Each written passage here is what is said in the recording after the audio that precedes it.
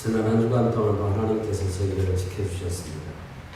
먼저 우리 하나님께 감사를 올리고 또 오늘도 하나님 앞에 우리의 마음의 중심을 다해서 예배하는 한 시간이 되었으면 좋겠습니다. 우리 다 함께 이제 찬송가 9장 1절 부르시면서 살아계신 하나님께 예배로 나아가겠습니다.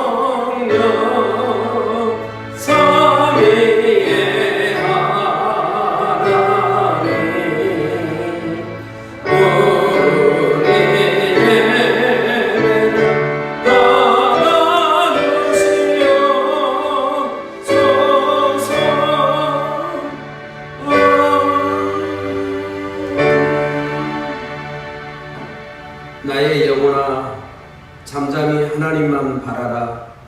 물은 나의 소망이 그로부터 나오는도다.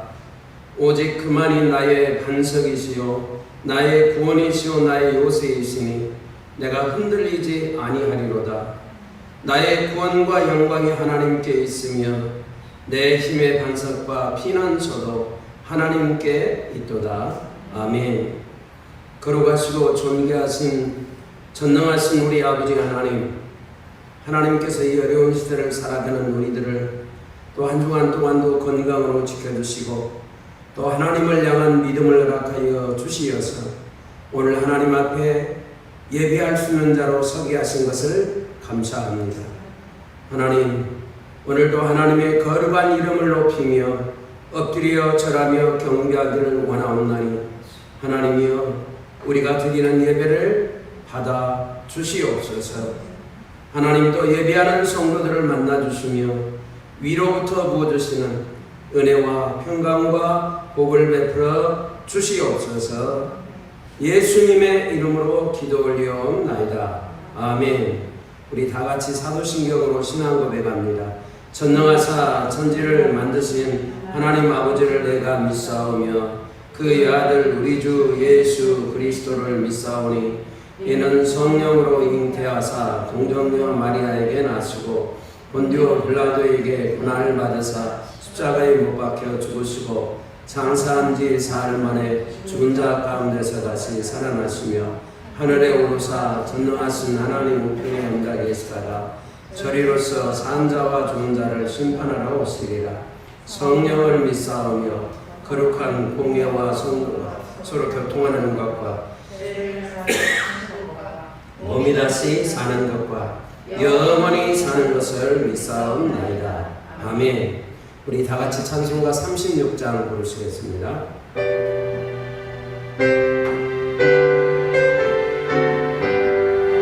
주 예수 이름 높이여 다 찬양하여라.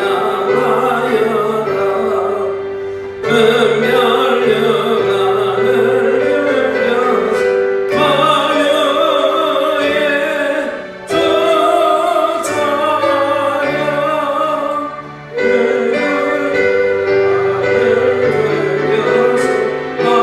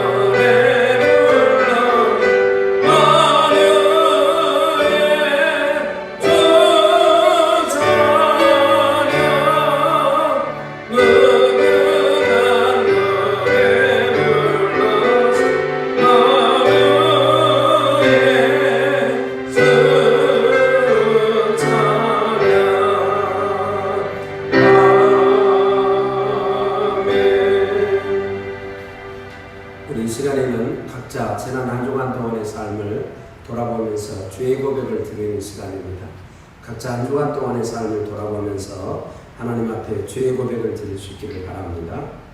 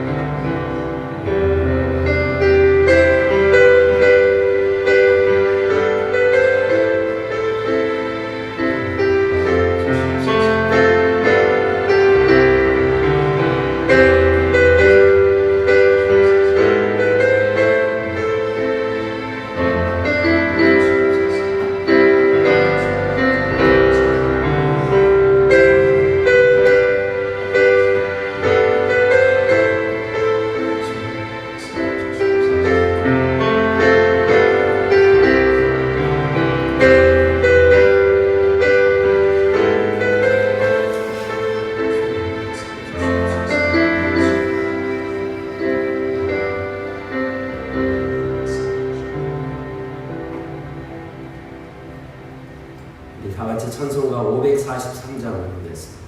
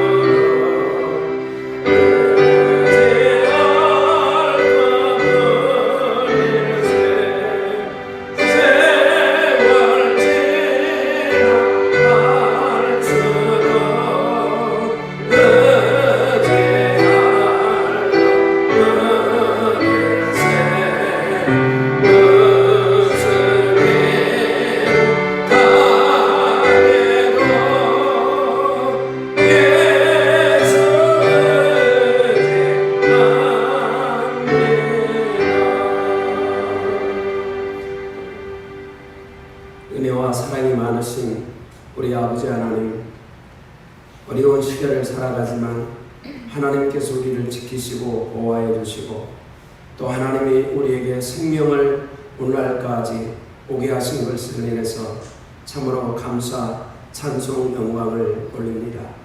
하나님, 코로나 바이러스가 창궐해서 아버지 하나님, 저희들이 또 환경적인 그런 지배를 받으며 사랑하는 성도님들이 교회에 나와 하나님께 예배를 드리지 못하고 각자 처한 가정에서 이 시간 영상으로 하나님 앞에 예배를 드립니다. 오늘도 우리의 마음이 온전히 하나가 되어 온전히 하나님을 향하는 마음이 되도록 우리를 이끌어 주시고 붙잡아 주시옵소서. 하나님, 그리도 우리가 오늘 예배할 수 있는 믿음을 주시고 또 예배 드릴 수 있는 우리의 열심을 주셔서 감사합니다. 하나님, 오늘 우리가 하나님을 찬송하며 예배하오니 오늘 우리의 마음의 중심을 다해 하나님 앞에 올려드리오니 하나님, 우리의 예배를 받아 주시기를 원합니다. 우리 사랑하는 성도님들 한 분 한 분을 이 시간 귀하게 받으시고 특별히 사랑하는 성도들의 가정마다 하나님이 임하시고 하나님 역사하시며 교통하여 주시기를 원합니다.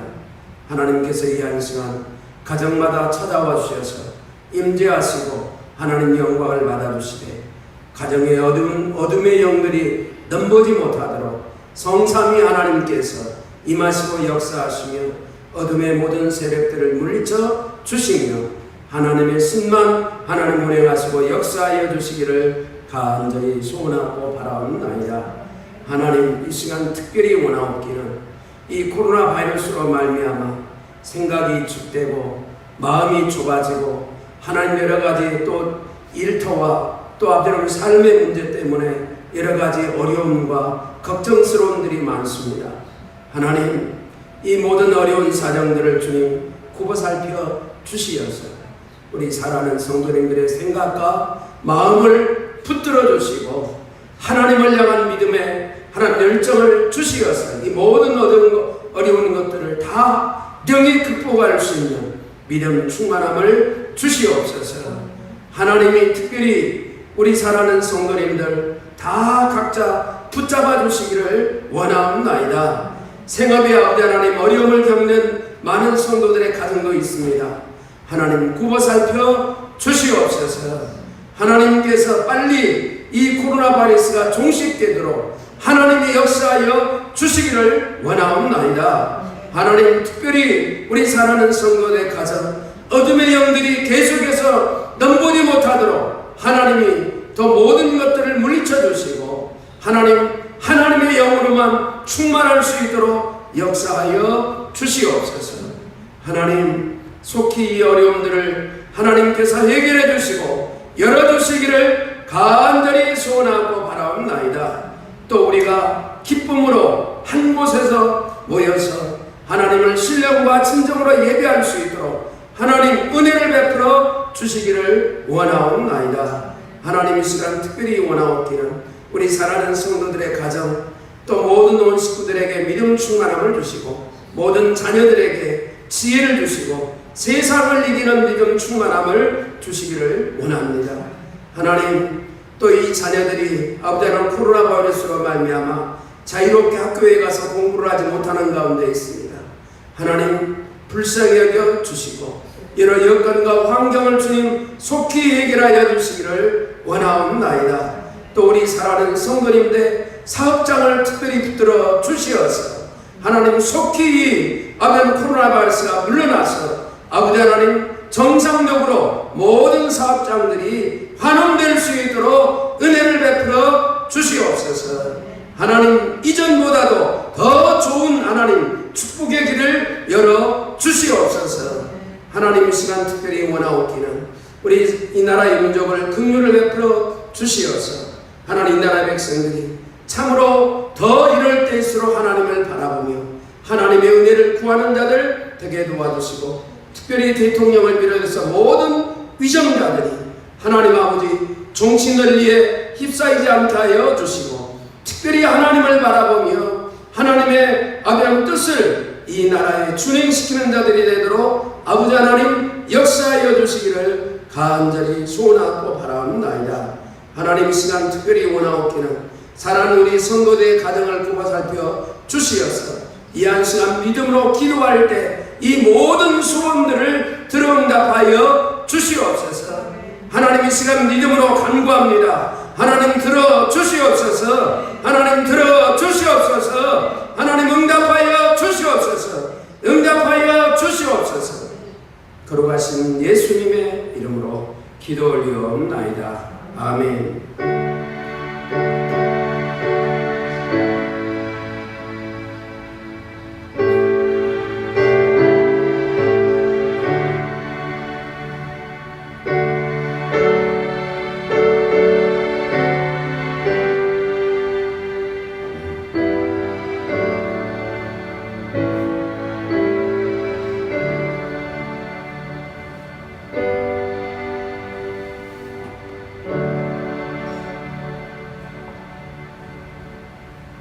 오늘 우리에게 주신 하나님의 말씀은 요한복음 4장 46절에서부터 54절까지, 요한복음 4장 46절에서 54절까지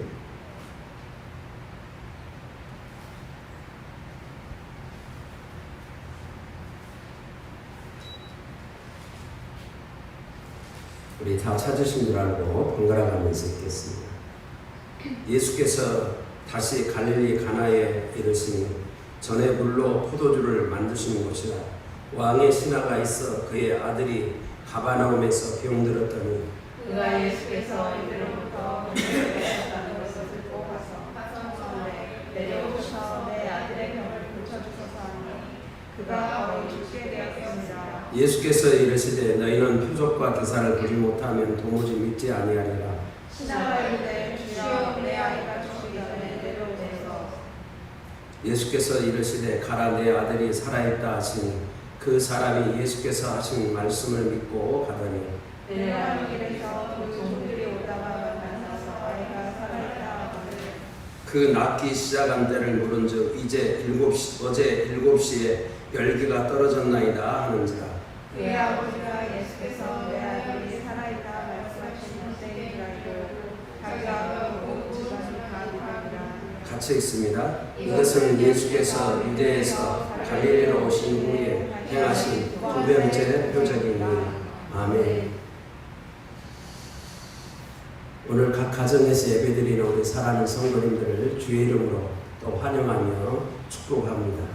오늘 하나님께 예배드리는 우리 모든 성도님들에게 은혜와 평강을 주시고 특별히 이 세상을 이기고 이 시대를 이기는 믿음 충만함 주시기를 주의 이름으로 축원합니다.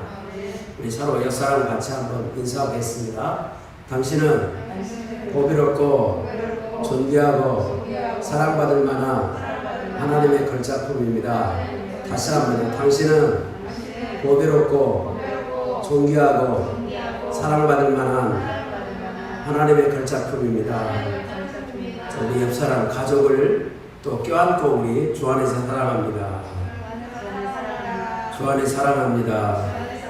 당신 옆에 있어 행복합니다. 우리 기도하겠습니다. 살아계신 전능하신 아버지 하나님, 오늘 부족한 종이 하나님의 말씀을 들고 섰습니다.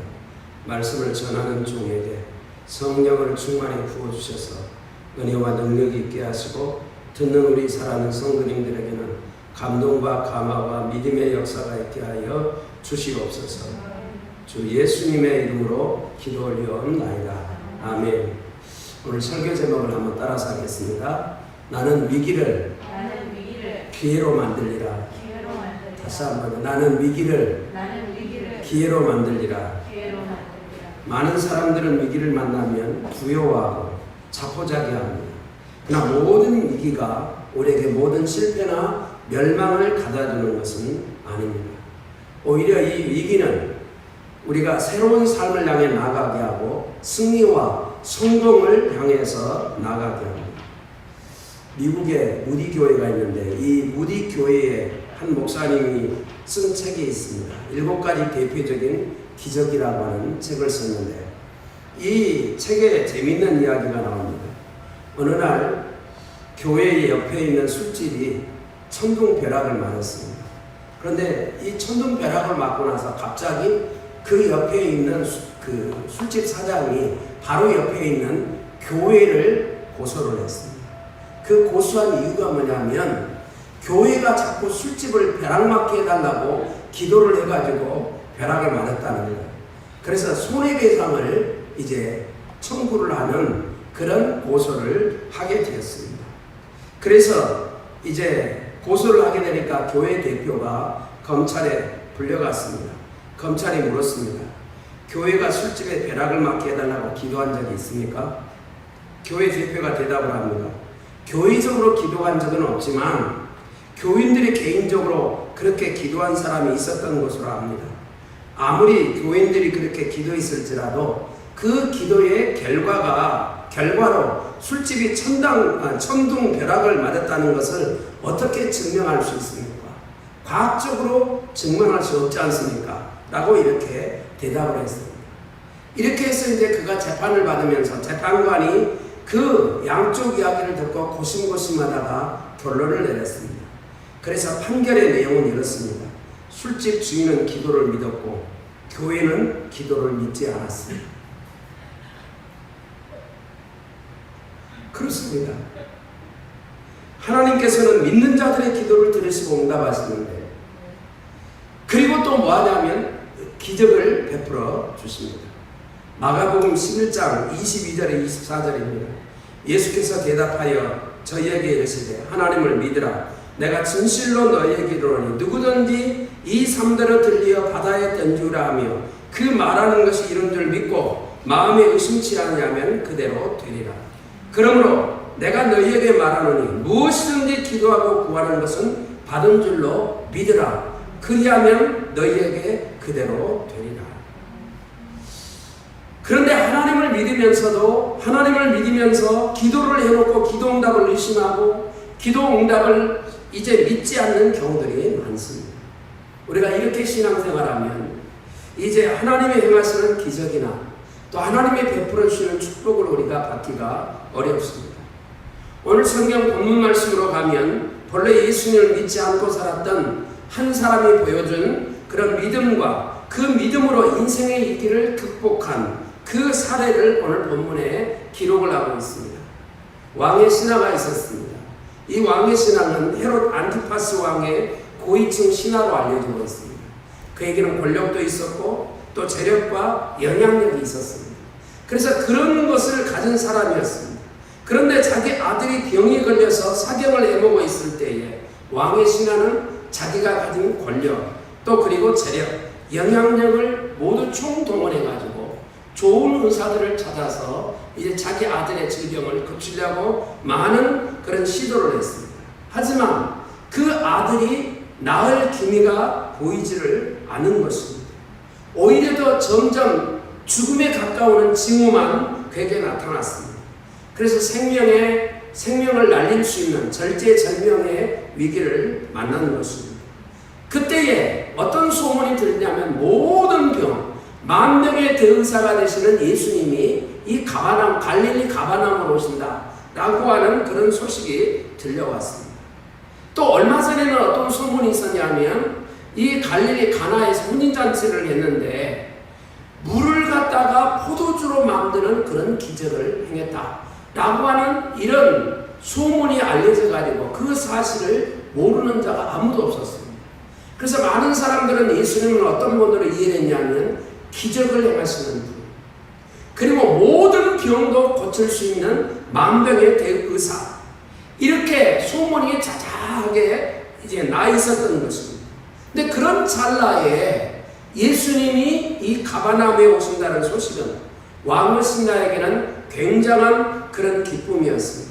그래서 왕의 신하는 아들 질병 치료에 희망을 갖고 그 오신다는 예수님께 찾아가서 자기 아들을 고쳐달라고 매달렸습니다. 그래서 그 매달린 결과 어떻게 됐느냐? 바로 그 아들이 죽을 병에서 고침을 받았습니다. 예수님은 이 왕의 신하에게 만난 그 위기 가운데서 하나의 축복으로 이 변화시켜주는 놀라운 그런 능력의 역사를 예수님이 되신 것을 볼 수가 있습니다. 사람들은 위기를 만나면 굉장히 두려워하고 빨리 낙심하고 자포자기를 합니다. 그러나 하나님을 믿는 사람들은 위기가 오면 오히려 축복의 기회, 역전의 기회로 삼는 자가 되어야만 하는 것입니다. 여러분, 위기라고 하는 말이 무슨 말입니까?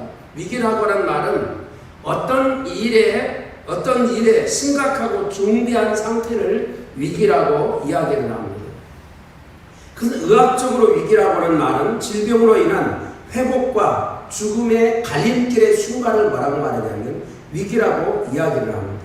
또 일상에서는 어떤 사건으로 말미암아서 아주 나쁜 결과가 올 수 있는 급박한 상황, 이것을 위기라고 이렇게 이야기를 합니다.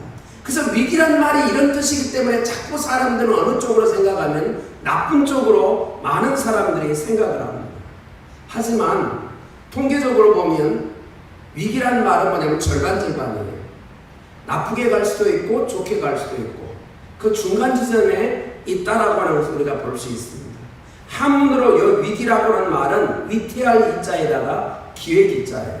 그러면 위기로도 갈 수 있고 뭘로도 갈 수 있고 좋은 기회로도 갈 수 있는 그런 갈림길에 있다라고 하는 것입니다. 그러나 하나님을 믿는 사람은 하나님을 의지하면 얼마든지 좋은 길로 갈 수 있는 길을 하나님이 예비하십니다. 그 말씀이 있어요. 로마서 8장 28절. 하나님을 사랑하는 자, 그 뜻대로 부르심을 입은 자들에게는 모든 것이 합력하여 선을 이루느니라. 하나님을 믿는 사람을 향한 하나님의 환경 비율은 하나님의 최종적인 목표가 뭐냐면 합력해서 선을 이루는 거예요. 여기 선이라고 하는 말이 뭐냐면 좋은 결과를 가져온다는 거예요. 그러면 오늘날 하나님을 믿는 사람들이 당하는 위기는 어디를 향해 가도록 해서 하나님이 만나게 하는 환경이 되는가? 좋은 결과를 향해서 가도록 하기 위한 지금의 위기의 환경이에요. 그렇기 때문에 오늘날 예수를 믿는 사람은 이 어떤 어려운 일을 만나도 위기를 만나도 오직 하나님만 바라보고 의지하는 믿음을 가져야만 합니다. 이런 기적이 예수님을 통해서 갈릴리에서 두 번째로 일어났습니다. 왕의 아들의 신하가 병으로 사경을 헤매는 가운데 있다가 예수님이 베푸신 기적으로 병을 완전히 치료받고 건강하게 되어진 것입니다. 여러분, 그렇다면 왕의 신하는 어떻게 이런 위기를 극복했을까요? 다시 말하면 우리가 위기를 극복해서 그것을 기회로 만들려면 어떻게 해야 할까요? 오늘은 그 비결을 이 오늘 본문의 말씀을 통해서 배우려고 합니다. 첫째는 위기를 기회로 만들려면 예수님을 나의 생명과 삶의 구원자로 믿어야만 합니다. 한번 따라서 하겠습니다. 나는 예수님을 나의 생명과 삶의 구원자로 믿음으로 위기를 기회로 만들리라. 위기가 기회로 바뀌어줄 수 있는 하나의 전제 조건이 있어요. 인류의 생사복을 주관하시는 예수님이 나와의 관계 속에 어떤 분이냐 이 말이에요. 그분은 나의 생명이다. 그 다음에 그분은 내가 이 땅에 살아가는 데 있어서 삶의 구원자다 라고 하는 그런 확실한 믿음을 가지고 있어야만 합니다. 그러면 이 예수님은 우리를 위기 가운데서 위기가 오히려 변해서 축복이 되도록 역사를 해주시는 것입니다.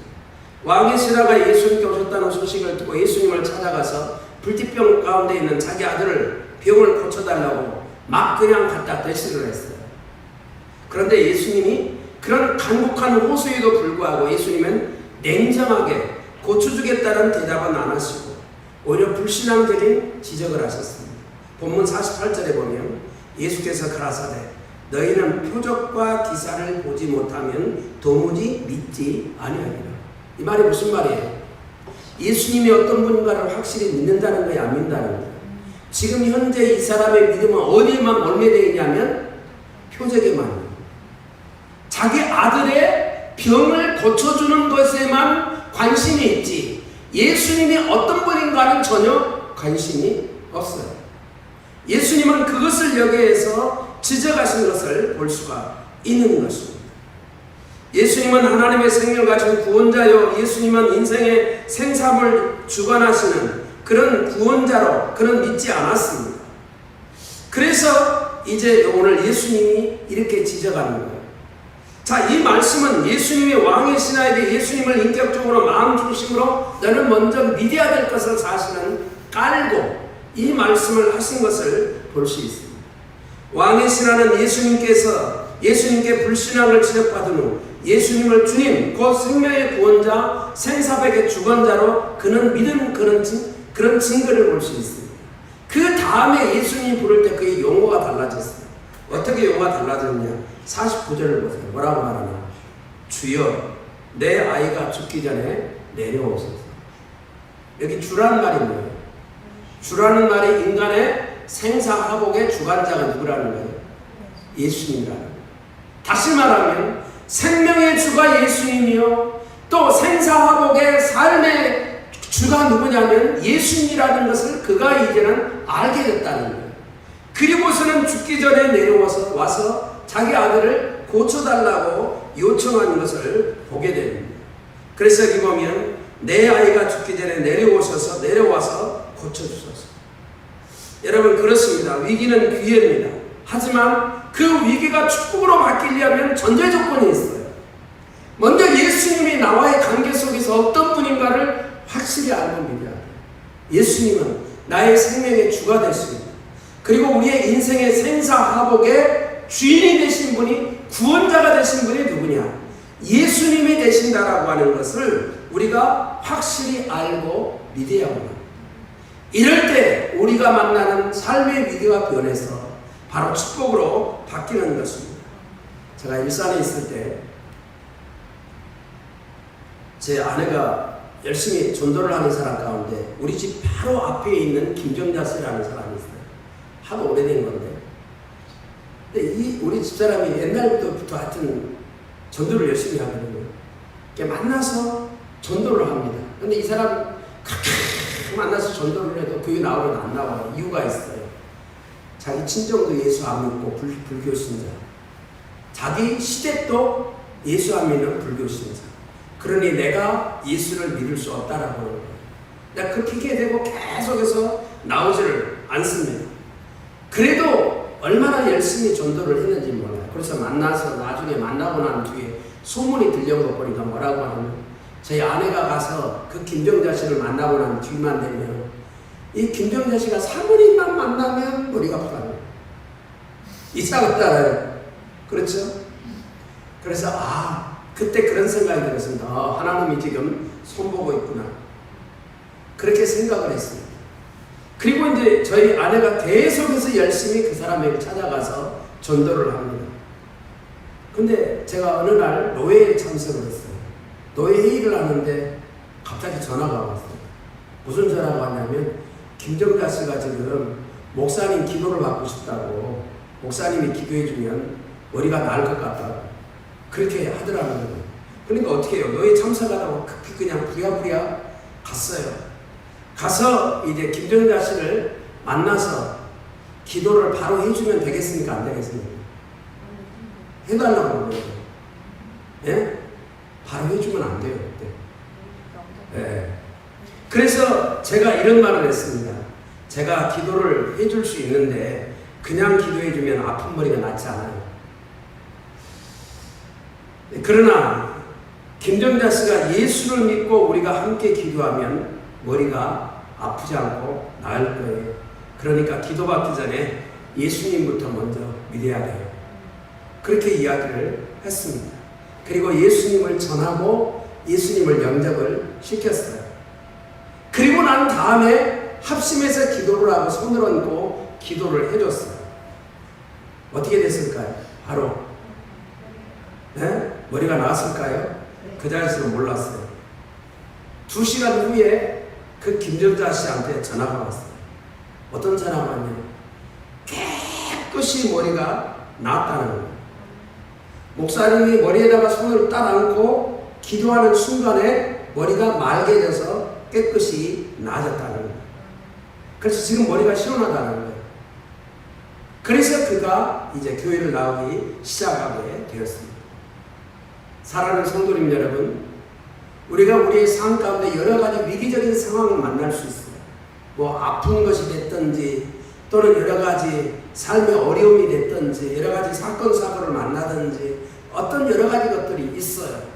그러나 그런 가운데 우리가 무조건 하나님 앞에 기도해서 하나님 이걸 해결해 주세요 라고 이렇게 들어가지 마시길 바랍니다. 먼저 무엇부터 확인해야 되느냐? 내가 예수님을 어떤 분으로 믿고 있느냐? 예수님은 나의 구원자이십니다. 구원자인데 생명의 구원자여 내 삶의 생사화복의 구원자인지를 확실히 내가 확인하고 그 믿음을 체크를 해야 돼요. 그리고 나서 그 믿음을 가지고 하나님 앞에 나아가면 하나님의 은혜와 긍휼을 베풀어 주시어서 어떤 위기 가운데서도 우리를 건져주시는 하나님의 은혜가 있게 되어지는 것입니다. 그러므로 우리 사랑하는 성도님들은 늘 예수님을 나의 구원자, 생명의 구원자, 생사화복의 구원자로 온전히 믿고 의지하는 이런 믿음 충만함을 가지고 살아가는 성도님들이 되어줄 수 있기를 바랍니다.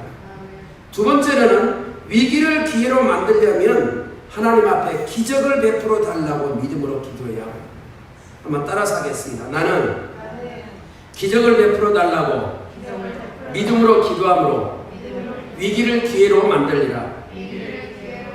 그렇습니다. 위기를 기회로 만들려면 첫 번째는 예수님은 나의 구원자요 나의 생사화복의 구원자라고 하는 것을 확실히 믿어야 돼요. 그 믿음을 믿었다면 그 다음에 해야 될 일이 뭐겠어요? 내가 당한 상황, 환경적 어려움을 가지고 하나님 앞에 기도해야 돼요. 어떤 기도요? 하나님 기적을 베풀어서라도 이 위기를 하나님께서 건져달라고, 이 위기의 문제를 해결해 달라고 여러분 하나님 앞에 기도를 해야만 합니다. 왕의 신하는 그동안의 아들의 병을 고치기 위해서 자신이 가진 권력, 재력, 영향력을 모두 총동원해서 좋은 의사들을 찾아가서 그가 병 낫기를 시도했습니다. 그러나 아들의 회복의 기미가 보이지 않았습니다. 다만 뭐만 하냐면 오히려 죽음이 더 가까웠다는 것을 그가 보았습니다. 그러면 이 바로 왕의 신하의 입장에서 할 수 있는 일이 뭘까요? 자, 예수님을 만났어요. 예수님을 만나서 이제는 뭐 했죠? 예수님이 주님이라는 것을 알았어요. 그렇다면 어떻게 해야 돼요? 빨리 내려와서 내 아들을 뭐 해달라고? 고쳐달라고. 기적을 베풀어서라도 고쳐달라고 말할 수밖에 없는 거죠. 그렇죠? 근데 오늘날 우리가 신앙생활을 좀 보다 경건히 하려고 하는 사람들은 이런 기적에 대한 그런 기도를 갖다가 또 이렇게 아주 폄하를 하는 그런 분들도 있습니다. 그것이 중요해. 하나님을 제대로 믿는 것이 중요하지. 그러면은 그 사람은 어려움을 당해본 사람이다, 안 해본 사람이다? 어려움을 안 당해본 사람이죠. 어려움을 당해봐야 하나님의 기적을 우리가 하나님 앞에 사모할 수 있어요. 그렇죠? 그러나 여러분, 기적을 구하는 것, 위기를 만났을 때 기적을 구하는 것은 바로 뭐냐? 그 위기를 극복할 수 있는 하나의 열쇠. 그래서 우리는 믿음으로 하나님 앞에 기적을 구해야만 합니다. 성경에 보면 그런 예가 많이 나오죠. 여러 가지 많은 것들이 많이 나오지만 우리가 잘 아는 대로 한나 같은 경우도 하나님 앞에 서원 기도를 드렸어요. 그렇죠? 그러면 여태까지 임신하는 사람이 임신을 하려면 하나님의 기적이 아니면 돼야 안 돼요? 안 되죠. 이런 서원 기도도 뭐냐면 사실은 하나님의 능력, 그런 기적적인 역사를 통해서라도 하나님은 문제를 해결해달라고 간구하는 것. 이것은 마땅한 그런 믿음의 태도인 것입니다. 아프리카 성자로 리빙스턴 선교사가 이제 알려지고 있습니다. 그런데 이 리빙스턴 선교사가 한 번은 그 밀림지대에서 뭘 만나냐면 큰 사자를 만났어요. 여러분들이 밀림지대에 섰는데 큰 사자가 어르렁거리고 앞에 나타나요. 그럼 어떻게 되겠어요? 이거는 죽었구나 라고 그렇게 포기할 수밖에 없는 거죠. 근데 그때 이 리빙스턴은 어떻게 대처했냐면 으름거리는 사자들 앞에서 할 방법이 없으니까 이제는 죽었구나 라고 생각하면서 그는 이제 하나님 앞에 무릎 꿇고 기도를 했습니다. 기도라는 내용이 이렇습니다. 하나님, 나는 아직 아프리카에서 해야 될 일이 많습니다. 그런데 지금 내가 사자의 밥이 되면 하나님도 망신이고 아프리카의 하나님의 나라는 언제까지 미뤄질지 모릅니다. 그러니 나를 사자 가운데서 구원해 주셔서 나를 복음의 도구로 사용해 주십시오. 나는 이 밀림에서 무의미하게 사자밥이 되기보다 복음을 전하다가 복음 때문에 죽기를 원합니다. 그러니 살려주십시오 라고 중심을 다해서 하나님 앞에 기도를 드렸습니다.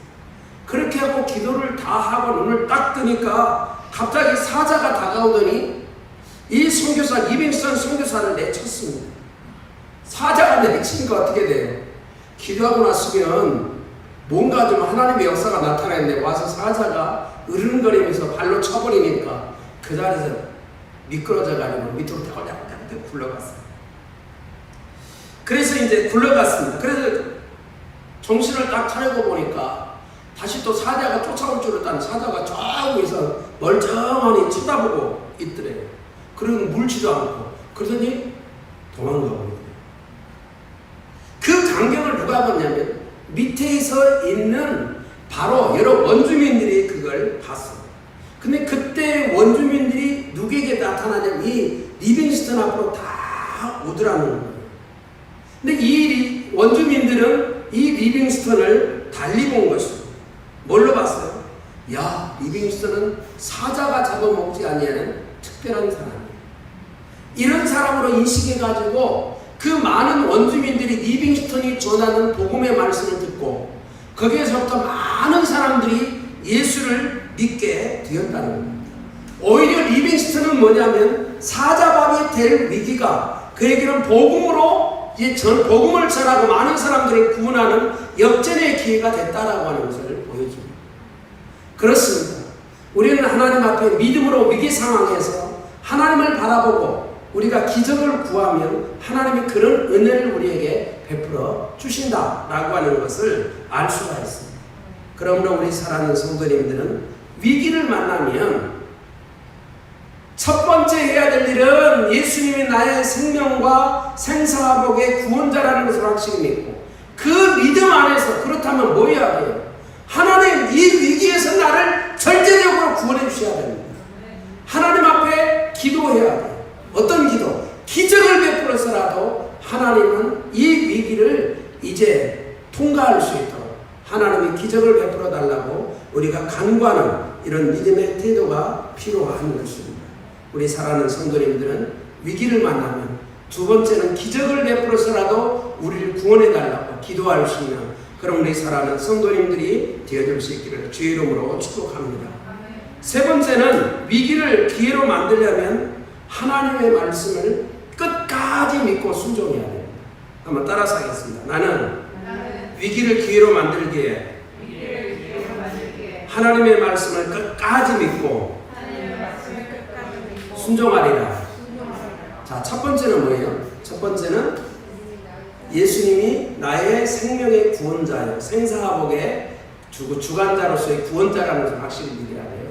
두 번째는 하나님이 나를 기적을 베풀어서라도 하나님 이 위기 가운데 나를 건져주세요 라고 믿음으로 기도해야 돼요. 세 번째는 뭐가 필요하느냐? 우리가 하나님의 말씀을 그 주시는 하나님의 말씀을 끝까지 붙들고 순종해야 돼요. 그러면 하나님이 그 끝까지 붙드는 그 믿음의 순종을 보시고 하나님이 기적의 역사를 행하시는 것입니다. 왕의 신하가 예수님을 주로 부르며 예수님께 아이가 죽기 전에 내려오셔서 고쳐달라고 이렇게 간청을 했습니다. 이때 예수님의 반응은 뭐였습니까? 신하가 오라는 대로 좀 내려가자고 해서 같이 갔어요? 안 갔어요? 안 갔죠. 가지를 않았습니다. 예수님은 단지 그곳에서 뭔만 했냐면 말씀만 하셨어요. 거기 50절 보세요. 예수께서 가라사대 가라 내 아들이 살았다. 여러분 믿어져요? 그럼 여러분 대단한 거예요, 믿음이. 근데 왕이 신하는 안 믿었어요. 안 믿었어요? 믿었죠. 왕이 신하는 믿었어요. 근데 지금 왕의 신하는 어떤 것을 기대했냐면 좀 내려가서 손을 얹고 뭔가 액션을 취하면서 기도를 해주면 자녀가 나을 걸로 생각하는데 말 한마디만 하는 거예요. 그래도 왕의 신하는 갔다 안 갔다? 갔습니다. 그렇죠? 그런데 예수님이 이렇게 말로만 하신 이유가 뭘까요? 거기는 분명한 의도가 있습니다. 예수님은 왜 그렇게 선언을 하신 것일까? 원래 많은 사람들은 기적은 뭐냐면은 뭔가 액션이 들어가야만 기적이 나타난다고 생각하는 거예요. 맞아요? 그러면 이제 우리가 기대하는 것은 뭐예요? 왕의 신하가 기대한 대로, 처음에 마음에 기대한 대로 예수님이 딱 내려가서 다 같이 기도합시다. 그리고 손을 딱 안고 내가 예수로 명하는 일을 할지어다. 이렇게 뭐 해야 이렇게 나타난 걸로 생각하죠. 그렇죠? 근데 예수님은 뭐냐면 그런 액션을 취하지 않고도 예수님은 하나님의 말씀대로 말씀만 믿으면 그런 하나님의 역사가 나타난다는 것을 경험하도록 하기 위해서 그렇게 말씀하신 것을 볼 수가 있습니다. 그렇죠? 그래서 우리는 하나님의 말씀, 말이 능력이에요. 하나님의 약속의 말씀이 진리입니다.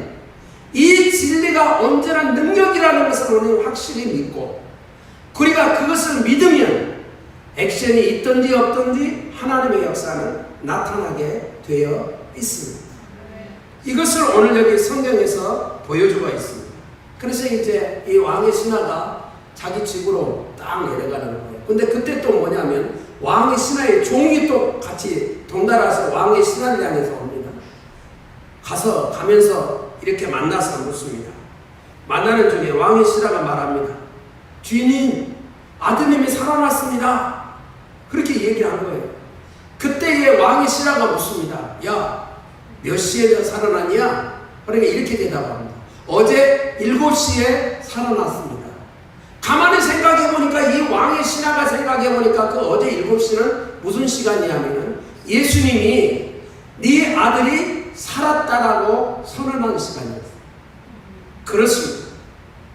하나님의 말씀을 들으면 그대로 순종을 해야만 합니다. 왕의 신하가 예수님의 선언하신 말씀을 믿고 돌이켜 아들을 향해 왔을 때에 죽어가던 그 아들이 바로 그 시간에 살아났습니다. 여러분, 물은 몇 도에 끓죠? 99도는 끓까요, 안 끓까요? 절대로 안 끓어요. 몇 도가 올라가야 돼요? 100도가 올라가야 됩니다. 그래서 100도를 물리학에서는 뭐라고 말하냐면 임계점이라고 해요. 변화는 일정한 시간과 긴 과정이 반드시 필요합니다. 하지만 변화는 뭔가 과정이 필요해요.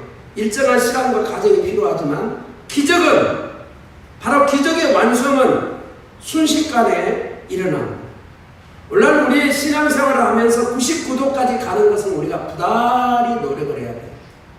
그런데 몇 도까지 가야 된다? 마지막 1도를 채워야 돼요.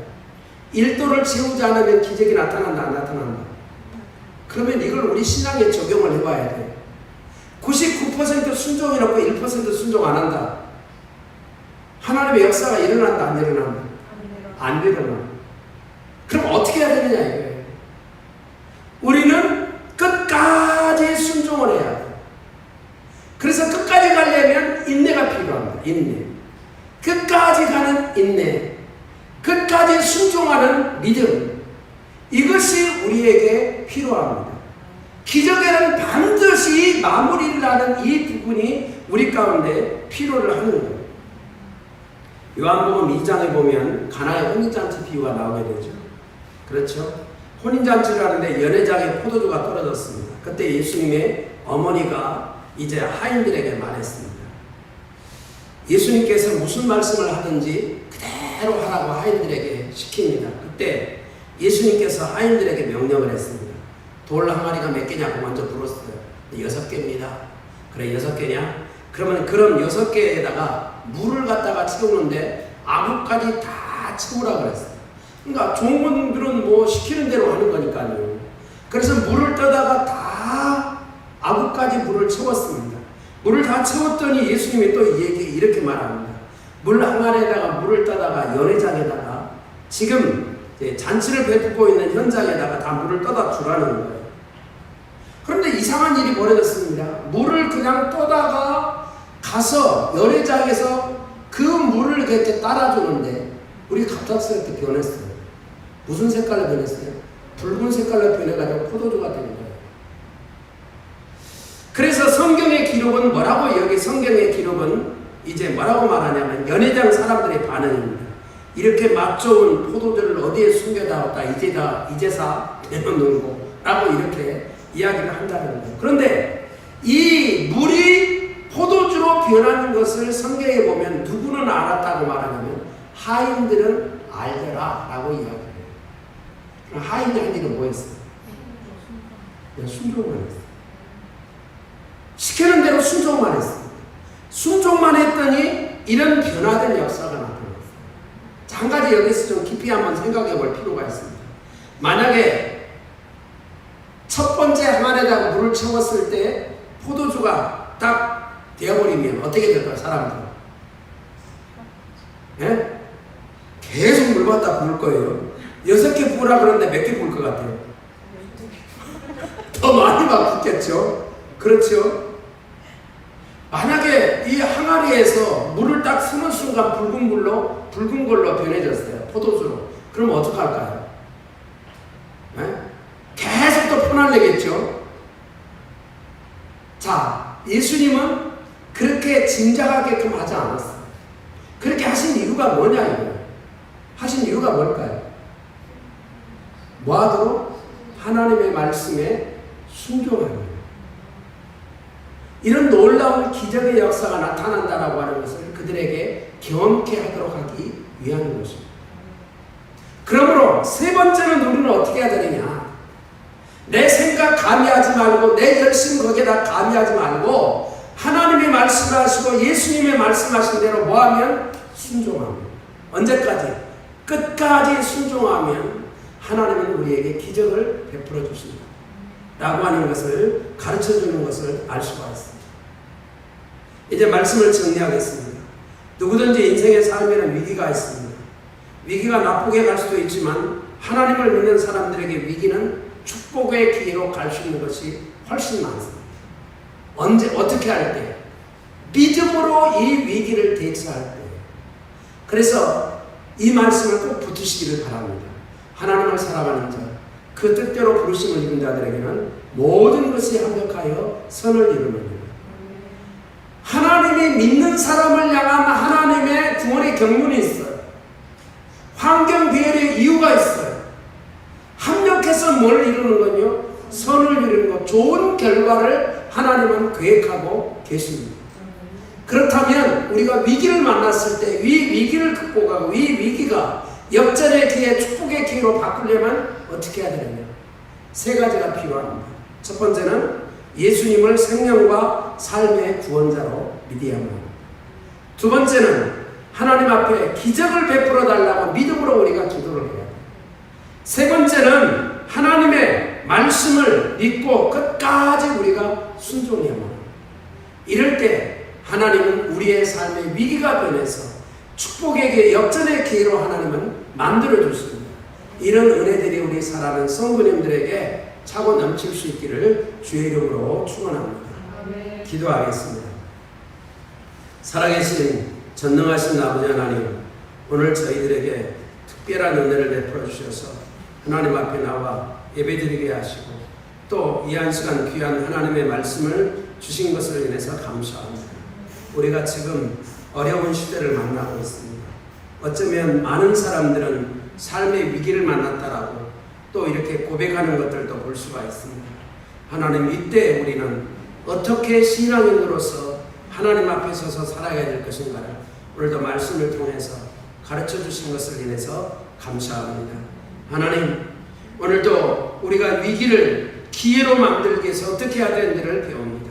먼저는 우리가 예수님을 나의 생명의 구원자요 삶의 구원자로 온전히 알 뿐만 아니라 믿고 의지하는 믿음을 주시기를 원합니다.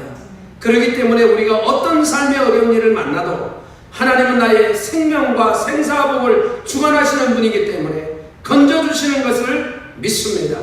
하나님을 바라보며 이 위기 가운데 믿음으로 하나님께서는 기적을 베풀어서라도 우리의 모든 어려움들을 극복해 주시고 위기가 변해서 축복에게 역전의 기회가 되게 해달라고 간절히 기도하는 믿음 충만함을 주시옵소서. 뿐만 아니라 우리는 끝까지 하나님의 신 말씀을 붙들고 순종함을 통해 하나님의 행하시는 기적들을 또 위기가 변해서 축복으로 바뀌어지는 것을 경험하는 우리 사랑하는 성도들의 모든 삶이 되게 하여 주시옵소서. 우리 사랑하는 성도의 삶 속에는 이런 은혜의 감정들이 차고 넘치게 하여 주시옵소서. 거룩하신 예수님의 이름으로 기도 올리옵나이다. 아멘. 우리 다같이 찬송가 217장 우리 1절만 부르겠습니다. 1절 부르시면서 또 우리 하나님 앞에 또 준비하신 대로 하나님 앞에 전부 다 예물을 올릴 수 있기를 바랍니다. 자, 217장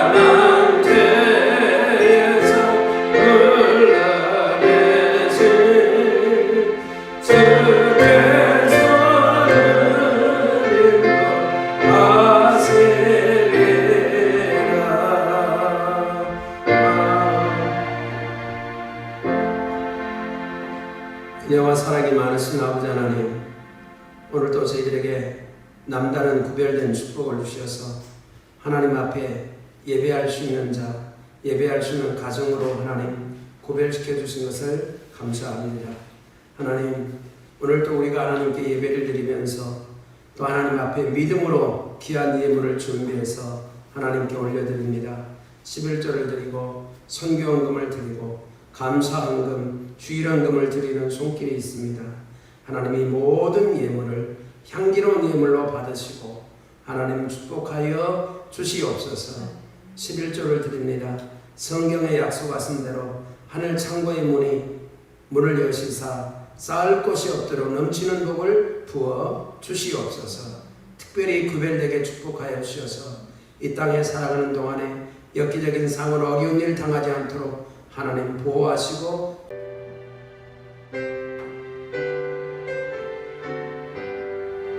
주의